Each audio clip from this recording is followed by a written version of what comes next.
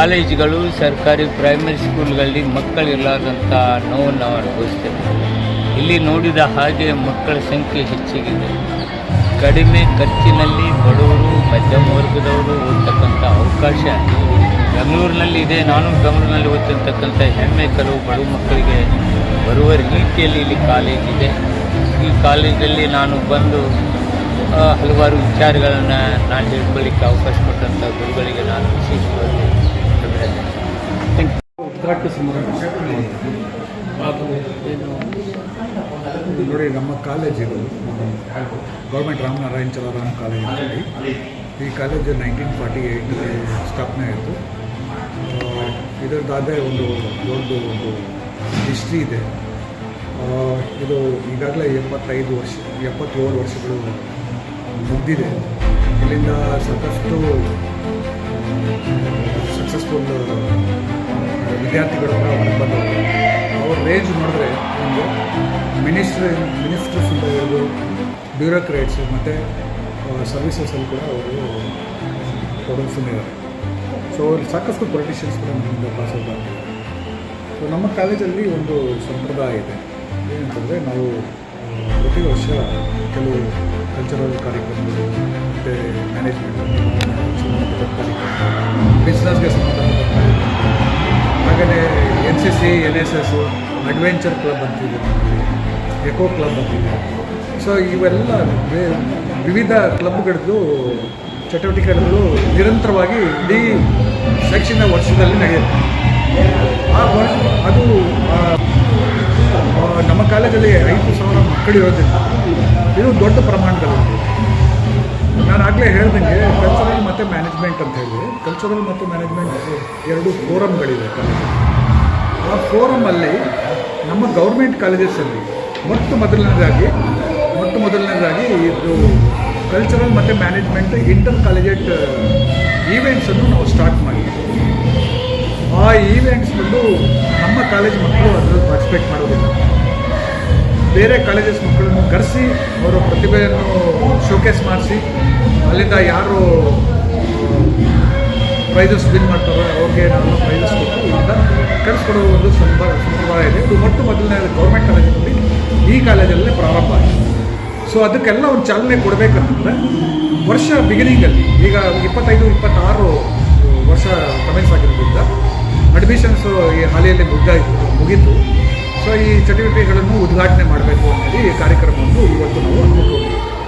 So ಇಲ್ಲಿ ಹೆಚ್ಚು ಕಡಿಮೆ ಒಂದು 3,000-4,000 ಮಕ್ಕಳು ಈಗಾಗಲೇ ಕ್ಯಾಂಪಸ್ಸಲ್ಲಿ ಇದ್ದಾರೆ. ಬೆಳಗ್ಗೆ ಕಾರ್ಯಕ್ರಮ ನಡೀತು. ಉದ್ಘಾಟನೆಯಲ್ಲಿ ನಾವು ಮಂತ್ರಿಗಳನ್ನು ಆಯೋಜಿಸಿದ್ದೀವಿ. ಮಂತ್ರಿ ಆರ್.ವಿ. ತಿಮ್ಮಾಪುರ್ ಅವರು ಬಂದಿದ್ದರು, ಎಕ್ಸೈಸ್ ಮಿನಿಸ್ಟ್ರು, ಮತ್ತು ಬಾಗಲಕೋಟೆ ಡಿಸ್ಟ್ರಿಕ್ಟ್ ಇನ್ಚಾರ್ಜ್ ಮಿನಿಸ್ಟರ್ ಅವರು ಬಂದಿದ್ದರು.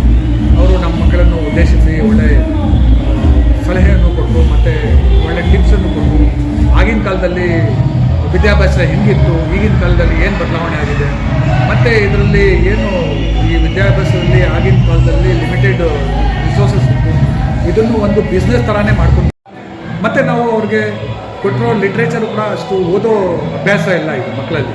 ಎಲ್ಲ ಶಾರ್ಟ್ ರೀಲ್ಸ್ ನೋಡುವಂಥದ್ದು ಈಗ ಪ್ರಾಕ್ಟೀಸ್ ಆಗಿಬಿಟ್ಟಿದೆ ಮಕ್ಕಳಲ್ಲಿ. ಸೊ ಇದು ಸ್ವಲ್ಪ ನಾವು ಸುದೀರ್ಘವಾಗಿ ಅವ್ರು ತಿಳಿಸ್ಬೇಕಾಗುತ್ತೆ. ಈ ಪ್ಲ್ಯಾಟ್ಫಾರ್ಮನ್ನು ನಾವು ಯೂಸ್ ಮಾಡಿಕೊಂಡು ಇದ್ರ ಮುಖಾಂತರ ಅವ್ರಿಗೆ ಅರಿವು ಕೊಡ್ತೀವಿ. ಸೊ ನಂತರ ಅವ್ರಿಗೆ ಈ ಪ್ರೋಗ್ರಾಮಲ್ಲಿ ನಾವು ಅವ್ರಿಗೆ ತಿಳಿಸ್ತೀವಿ ಏನಂದರೆ ವರ್ಷ ಉದ್ದಕ್ಕೆ ಏನು ಕಾರ್ಯಕ್ರಮಗಳು ನಡೆಯುತ್ತೆ, ಮತ್ತು ಈ ಕಾರ್ಯಕ್ರಮಗಳಲ್ಲಿ ನೀವು ಹೇಗೆ ಪಾಲ್ಗೊಳ್ಳಬೇಕು, ಮತ್ತು ನಿಮ್ಮ ಪ್ರತಿಭೆಯನ್ನು ಯಾವ ರೀತಿ ನೀವು ಪ್ರದರ್ಶಿಸಬೇಕು. ಸೊ ಇದರಿಂದ ನಾವು ಬೇರೆ ಕಡೆ ನಿಮಗೆ ಏನೊಂದು ಕಾಂಪಿಟೇಷನ್ಸ್ ಇದೆ ಅಲ್ಲಿ ಕೂಡ ಕಳಿಸ್ಕೊಡ್ತೀವಿ ಅಂತ ಇದನ್ನು ತಿಳಿಸೋದಕ್ಕಾಗಿ ಈ ಉದ್ಘಾಟನಾ ಕಾರ್ಯಕ್ರಮವನ್ನು ಸಾಂಸ್ಕೃತಿಕ ಮತ್ತು ನಿರ್ವಹಣಾ ವೇದಿಕೆ ಅಡಿಯಲ್ಲಿ ನಮ್ಮ ಸೃಜನಾ RC ಮತ್ತು ಸೃಜನ ಸಾಂಸ್ಕೃತಿಕ ವೇದಿಕೆ ಅಡಿಯಲ್ಲಿ ಬರ್ತಕ್ಕಂಥ ಪ್ರತಿಭಾನ್ವೇಷಣೆ ಕಾರ್ಯಕ್ರಮ ಇದೆ.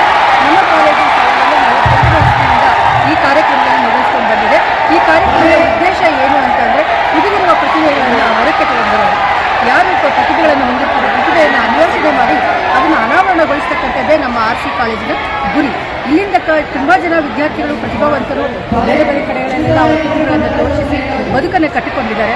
ಈ ಸಮಾಜದ ಓರೆಕೋರೆಗಳನ್ನು ತಿದ್ದೋದಕ್ಕೆ ಪಾಲಿಟಿಕ್ಸಲ್ಲೂ ಸಹ ಅವರು ಭಾಗವಹಿಸಿ ನಮ್ಮ ಕಾಲೇಜಿನ ಕೀರ್ತಿ ಪತಾಕೆಯನ್ನು ಎತ್ತಿ ಹಿಡಿದಿದ್ದಾರೆ. ಅಂಥ ಪ್ರತಿಭೆಗಳನ್ನು ಅನ್ವೇಷಣೆ ಮಾಡಿ ನಾವು ಅನಾವರಣಗೊಳಿಸೋದು ಈ ರೆಡ್ ಕ್ರಾಸ್ NCC ಏನಿದೆ ಆ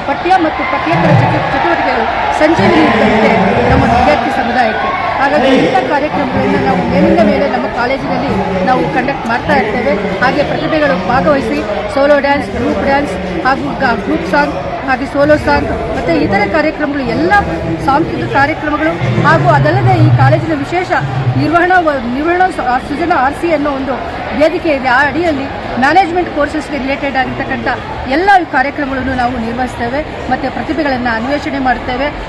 ಅನ್ವೇಷಣೆ ಮಾಡಿದ ಪ್ರತಿಭೆಗಳು ಹೊರಗೆ ಹೋಗಿ ಅವರ ಜೀವನ ಕಟ್ಟಿಕೊಳ್ಳತಕ್ಕಂಥ ಇವುಗಳನ್ನು ಕೆಲಸಗಳನ್ನು ಮಾಡ್ತಾ ಇದ್ದಾರೆ. ಇದರಿಂದ ನಮ್ಮ RCಗೆ ತುಂಬ ಹೆಮ್ಮೆದಾಯಕವಾಗಿದೆ ಅಂತ ಹೇಳ್ಬೋದು.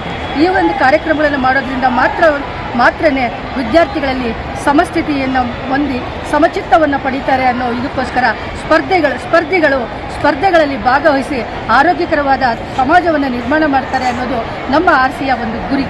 ಅದಕ್ಕಾಗಿ ಈ ಒಂದು ಕಾರ್ಯಕ್ರಮವನ್ನು ನಾವು ಪ್ರತಿ ವರ್ಷವೂ ಕಂಡಕ್ಟ್ ಮಾಡ್ತೇವೆ. ಅದರ ಪ್ರತಿಭಾನ್ವೇಷಣೆ ಅನ್ನೋ ಒಂದು ಹೆಸರಿನಡಿಯಲ್ಲಿ ಸೃಜನಾ ಸಾಂಸ್ಕೃತಿಕ ವೇದಿಕೆ ಹಾಗೂ ಸೃಜನಾ RC ವೇದಿಕೆ ಅಡಿಯಲ್ಲಿ ಈ ಕಾರ್ಯಕ್ರಮವನ್ನು ನಾವು ಗೊತ್ತುಪಡಿಸ್ತೇವೆ.